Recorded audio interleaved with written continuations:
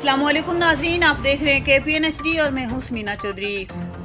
Report शामिल करते हैं रावलाकोट से।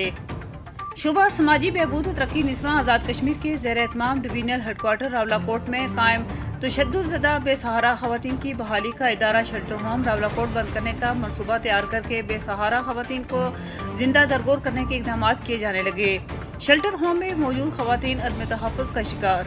असिस्टेंट डायरेक्टर वीमेन डेवलपमेंट का शेल्टर होम बंद करने के लिए इंचार्ज को खत। घरेलू तशद्दुद का शिकार ख़वातीन को अदालत ने शेल्टर होम मुहैया किए थे। शेल्टर होम रावलाकोट में बेसहारा ख़वातीन बच्चों समेत रिहाइश पजीर हैं, जिनका मुतबादिल बंदोबस्त किए बगैर शेल्टर होम को बंद करना इंसानी हुकूक की संगीन खिलाफ वर्जी है। घरेलू तशद्दुद का शिकार ख़वातीन को अदलिया ने शेल्टर होम शिफ्ट किया हुआ है। असिस्टेंट डायरेक्टर वीमेन डेवलपमेंट पहुंच ने एक खत 3 जुलाई को नंबर 416 के तहत इंचार्ज शेल्टर होम को हिदायत जारी की है कि दौरानिया खत्म हो चुका है, इसे शेल्टर होम को बंद किया जाए। मीरपुर मुजफ्फराबाद शेल्टर होम मुस्तकिल हैं, लेकिन पुंछ का शेल्टर होम खत्म करने की साजिश करके बेसहारा ख़वातीन के सर से छत के साथ साथ उनकी ज़िंदगी को भी दांव पर लगाया जा रहा है।